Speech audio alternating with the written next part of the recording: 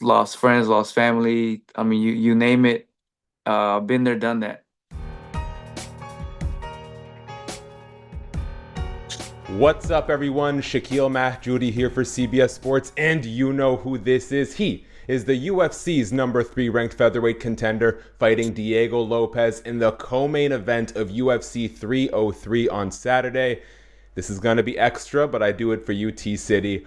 Brian T-City Ortega. How's it going, man? You got better at it, man. You got better. Every time, hey, that's what we do, man. We improve, right? You in the game, me rolling my R's, so. Yeah. Hey, yeah, I always put out a Q&A, and I was berated by memes this time. How do you feel that you've begun to replace Khabib Nurmagomedov as the real eagle of the UFC? Uh, no one could replace that man. The man's a legend. Uh, I have nothing but love and respect for Habib. Um, a lot of admiration. But the fact that we're even in the same jokingly conversation, and it's a good one, I take it. I like it. I like. Now, let me start by saying your story about sort of relating to the eagle was so inspirational. The spiritual ties, particularly in wake of the performance that you put in against Yair Rodriguez, was so inspiring. And I am in no place to judge because I can't say a catchphrase or a lyric without messing it up. Have you I'm been the same way, informed that brother. apparently this eagle thing isn't scientifically accurate? And does it change the Yes. meaning Oh, of it but to but you? but dude, 1,000%. The internet doesn't let you forget things, you know? Bro, the internet is undefeated for a reason. And it's the funny part is even like Henner, right? Henner was like, "Hey, bro, like how sure are you about this ego thing?" And I was like, "Pretty sure, dude. My dad told me about it." I was like, and I saw it on some YouTube documentary, so I think it's pretty legit. Not legit at all. Oh well, I think that the speech is what's more important, and the way you take that information and sort of present. But I appreciate that Henner's out there looking out for you. That's a good coach right there. I realize that it's not 100% factual, but at the end of the day, I mean, we all say metaphors anyways, right? 100%. And that is a real metaphor about life for me. That's something that where if you want to become something different, if you want to become not even different, and I don't know if I'm using the right word, but maybe if you want to learn to heal yourself and really find out who you are and not be afraid of who you can be, we all have addictions, right? We all have all these vices, whether it's, there are multiple cases, but we all have all these vices. And once you go to war with yourself, that's kind of what I meant by once you go to war with yourself and then you isolate yourself and you really change. Change is very difficult. No one wants to change, especially the older we get or the more we are used to doing our uh, our own things, right? So at the end of the day, it was cool to be able to talk to people even through that and something that I related to, right? It's like, bro, like I went through a lot of pain in my life. I went through a lot of ups, a lot of downs. Um, and at the end of it, I came out a better person because I faced myself, because I battled myself, because I went to war with myself. And it's not an easy thing to do. Well, and that's why I liked this connection with the eagle that you developed so much, whether or not it's accurate scientifically, because I thought it was so articulated in the things you shared after the fight and even in the performance against Yair itself. I was going to save this until a little bit later, but I am curious. You had that interview with Full Send after the fight where you really opened up about a lot of the things you were going to pre fight. And at least from what I saw, there was so much encouragement and support that came from the MMA community. Did you see any of that feedback, and how did it feel to sort of share that and have it received the way it was? It was cool, man. Because for for the longest time, you start getting used to people treat you bad, even on the internet, right? Mm, So hmm. it felt nice to have good things said. It felt good to have people say, you know what, bro, you know what, I have been in that same situation. You know what, bro, I can relate to you. You know what, bro, um, damn, bro, I feel you 100%. Like, dude, I'm going through this right now. Thanks for this. There's all these things that these people are saying that make me opening up about that feel a lot better, right? I feel like some of my viewers are probably getting tired of me bringing this up every chance I get, but I think it's so important. I'm so grateful that guys like you and Volkanovski and even Sean Strickland and Mike Perry and Robert Whitaker have started talking about it more. Dustin Poirier. Do you have any advice to other fighters who maybe could benefit from doing some soul searching or speaking to a professional or just opening up, but are sort of stuck in that mindset of I'm an elite fighter, I'm too tough, I can't let that sort of stuff in? This is what I say, right? This is just based off my own opinion, but Mm-hmm. um, you're not meant to handle this by yourself. You're not meant to handle this by yourself. And the more you try to, the more you try to, I'm tough, I'm this, I can do it on my own. I get it, man. I did it on my own my whole life. Uh, Lost friends, lost family. I mean, you name it. Been there, done that. At one point, you realize that your ways are not the right way, and your ways are messing you up, and then that's kind of where you have to hit this fork in the road, right? Continue with my BS or um face myself. And that's what it is. I decided just to face myself, and my experience was talking about all the letdowns in my life recently that kind of got me there. It got me there. It got me to say, you know what, bro, like there's a different source. There's a better source. There's you don't have to do it alone. And my eyes opened up to just a whole new way of living. A whole new way of living. I'm happy to hear that, man. Now, I have some fun stuff for us to end on. I didn't expect to start in this order, but I want to say thank you for being so candid right off the top. Let's talk a little bit about Diego Lopez, and then we can finish with the typical bullshit that I like to end these interviews off on.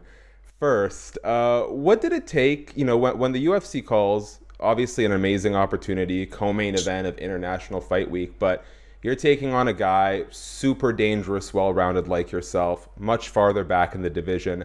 What was offered to you by the UFC that made you say, "Yeah, this risk is a risk worth taking"? It wasn't even obviously they changed up the pay a little bit, but it's not more than you think. I've already been making money like that. It was more I got this opportunity. Call me crazy, right? But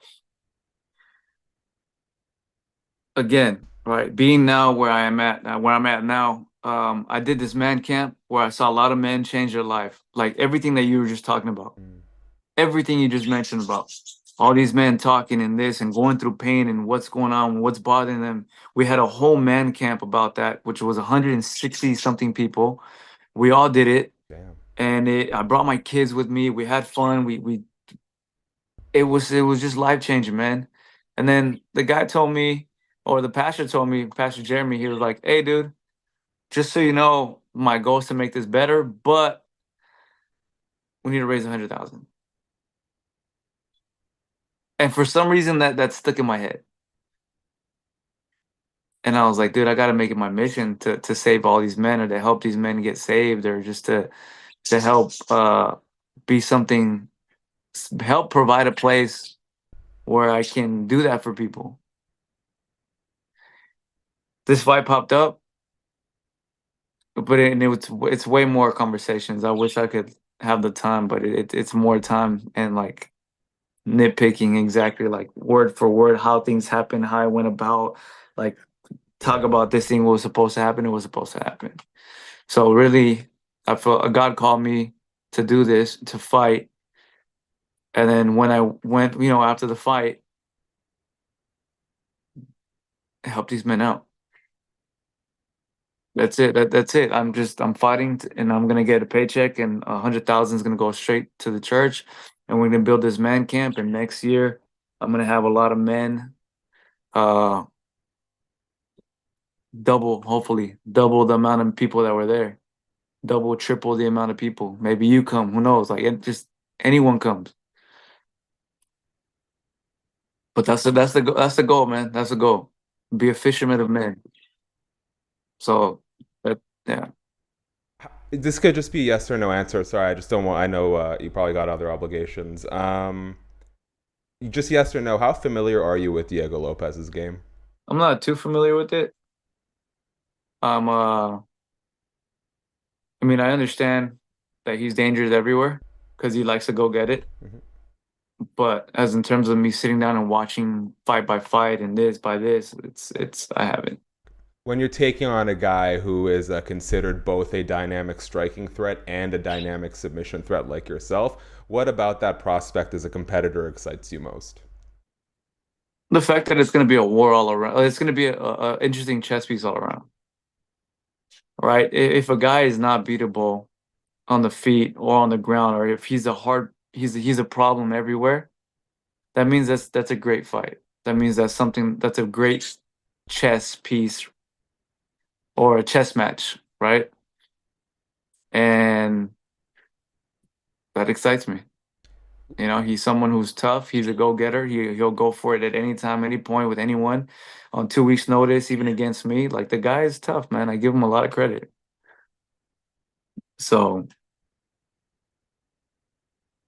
that's kind of it. But other than anything else, I mean, we just have to fight. Last thing, and we'll finish up on the fun stuff. Can I just get a quick prediction for Topuria versus Holloway should that fight be made? I think that fight's gonna be. I think that fight's already made. You hear something I haven't, Brian? Something. It's okay. I'm just kidding. I heard that fight's already made. Let's just say that way, from what I heard. But I could be wrong. But I'm not usually wrong. Prediction? I have no idea. That's very Yeah, honest. I literally have no idea. I think Max is a tough son of a gun. Um, but I am curious to see what this champ has. He talks about it, and how killer he is about it. So We'll see. that's it. Bro, let's just I'm interested in you now. I have a hunch. You win this fight, and that title shot is quickly en route. Okay, Brian, I want to end on this one. You are famed for having possibly the best hair in mixed martial arts history, except for the brief moment you had to shave it off. So I'm going to show you some UFC fighters, and I'd like you to rank their hair on a scale of 1 to 5. Okay? Really? All right. No, one First to up. five? Yeah, I feel like 1 to 10's too easy. Everyone always goes 7, so you got to go 1 to 5. All right. Okay. Okay. Number one. Yeah, I got some photos for you. We got Diego Lopez. That's an interesting cut. I like it. For him, his style, I give it a five. Okay, polite. I Yeah, it like suits it. him well. A guy in the running with you for the best Uriah hair. Faber, he always has the braids, slick back, California kid. Uh, another five. Another 5. He has Okay. good hair. I got nothing bad to say. Do you have anything Uh, bad to say about this? because he has a belt, it's an automatic five. But had he not had the Brian. belt, put it this way, bro. There's certain things you could do when you're somebody. You know what I'm saying? Like the guy can wear whatever he wants, He had this before the belt. Let's just. but in his mind he had the belt, right? I don't know. Put it this way, bro. Like I'm trying not to be the guy who judges, but I'm gonna give it a three then. Four, four, Okay, four. let's. Let's I go listen. four. Let's be I nice. think Four, objectively that's okay. four, four, four. I love this attitude, right? I come off like an asshole, but All right, 'cause I'm just like, bro, I don't want to talk smack about you, but no, no. all right, It that just one's just nah, no, no. Why you do that to me? got you. Like, come on, bro, don't do that. Yeah. Testing the morals here, aren't I? Okay. I think you said enough on that one. I think the next one you'll like though. Let me pull up. What are we doing with the main event for UFC 303? I like him. His haircut's dope too. Five? His haircut's dope, yeah. All right, Clay Guida? Old or new?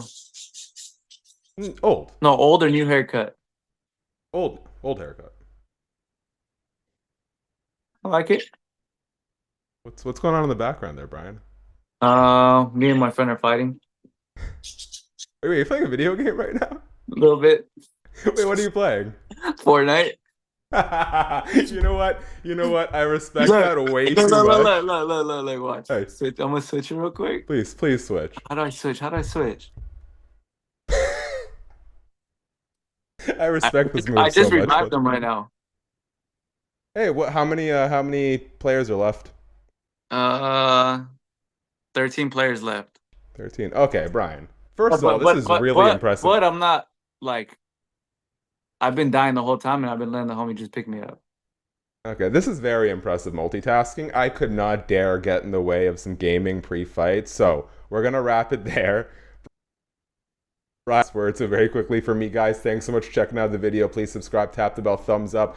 Let us know on a scale of 1 to 10, how impressed are you with Brian playing Fortnite mid-interview? Brian, if there's anything you want to tell the people ahead of UFC 303.